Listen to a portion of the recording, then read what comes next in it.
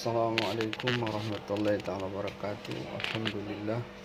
Alhamdulillahi rabbil alamin. Wassalatu wassalamu ala asyrafil anbiya'i wal mursalin Sayyidina Muhammadin wa ala alihi wa sahbihi ajma'in. Ashhadu an la ilaha illallah wahdahu la syarikalah, wa ashhadu anna Muhammadan abduhu wa rasuluh alladzi la nabiyya ba'dah. Allahumma salli wa sallim ala Sayyidina Muhammad wa ala alihi wa sahbihi wa man tabi'ahum bi ihsanin ila yaumiddin wa anna ma'hum bi rahmatika ya arhamar rahimin.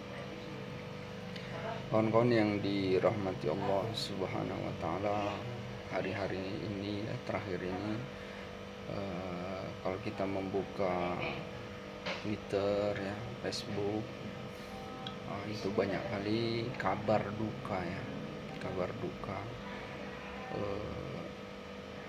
ucapan-ucapan innalillah ini banyak sekali ya.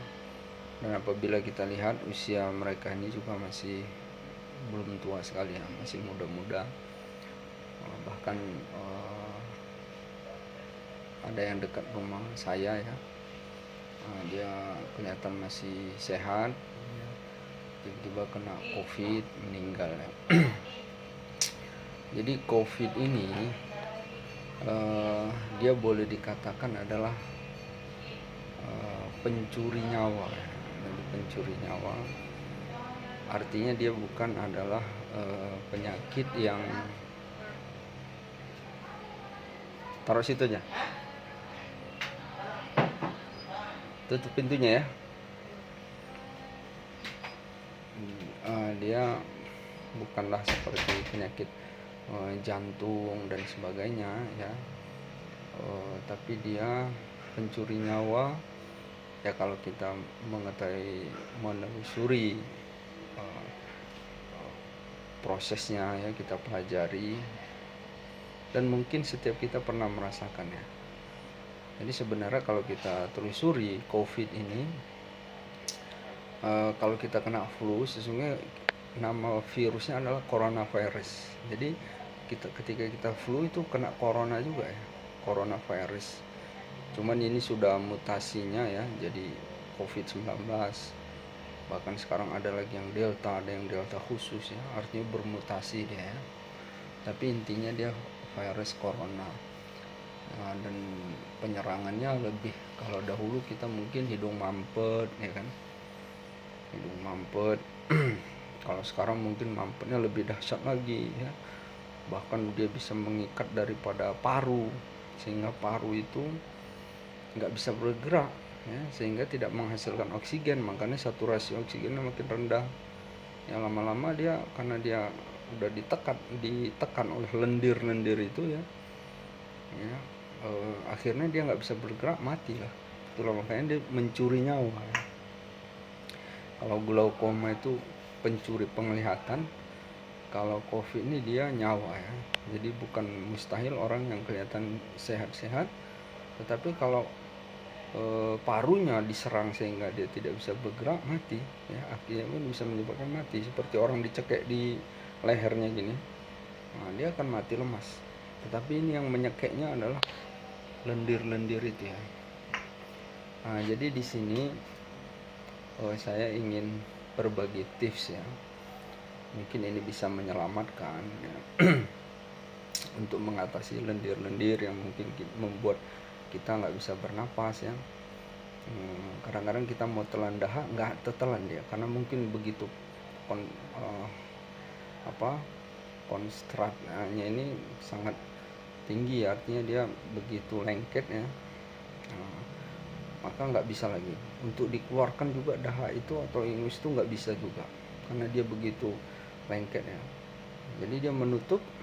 Kalau kita lama-lama menutup, susah bernapas, lama-lama mati ya.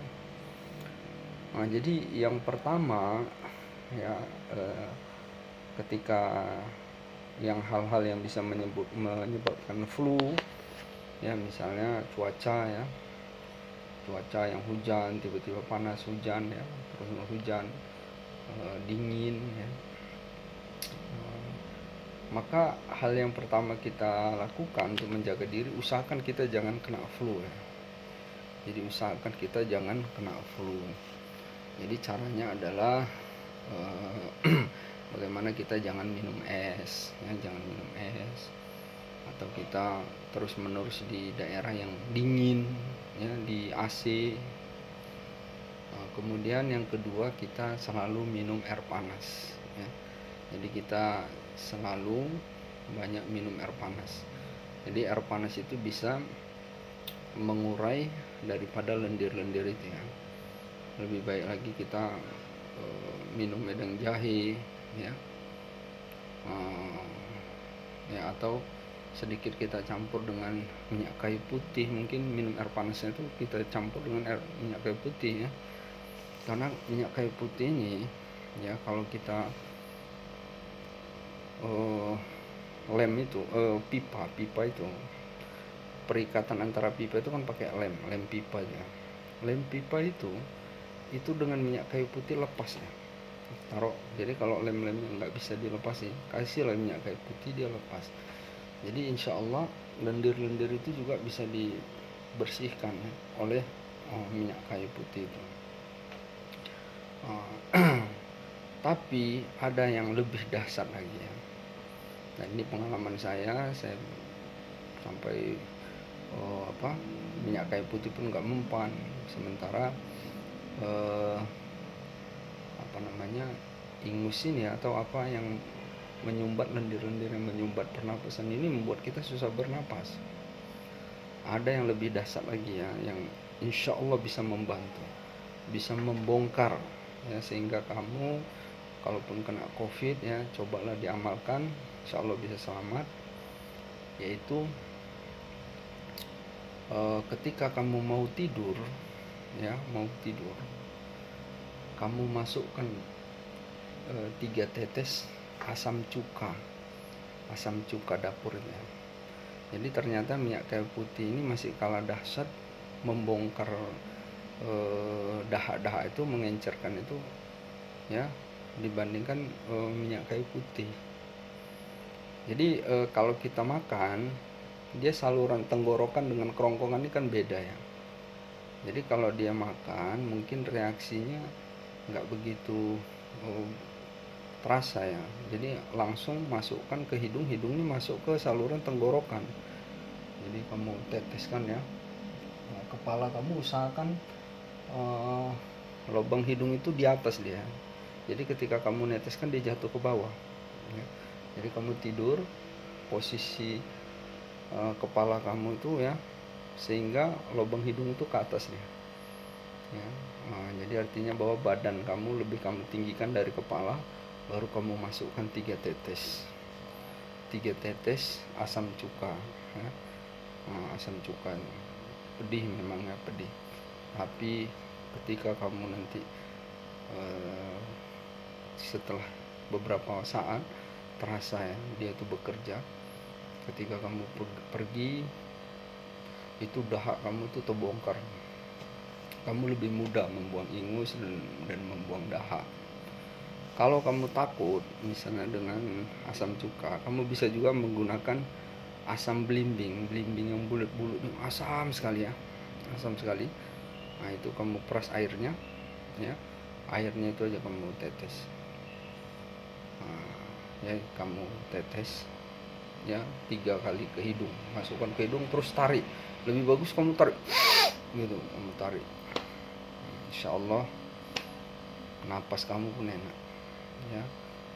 Jadi kamu pun tidak rasa khawatir untuk hal-hal yang bisa menyumbat daripada hidung, karena Allah ada beri solusinya, ya. Nah, jadi ini salah satu obat, ya. Karena kalau dia sudah mengikat lendir itu paru, dimasukkan pun oksigen dan sebagainya, dia sudah menerima, karena paru itu nggak bergerak, dia ditekan. Jadi kamu harus membongkar lendirnya. Tugas kamu membongkar lendirnya. Yaitu yang paling efektif, kamu masukkan asam cuka itu ke hidung menjelang tidur, ya, sampai 3 tetes kanan dan kiri. Kalau kamu takut dengan asam cuka, pakai asam belimbing yang asam kali, ya, bukan belimbing, asam belimbing.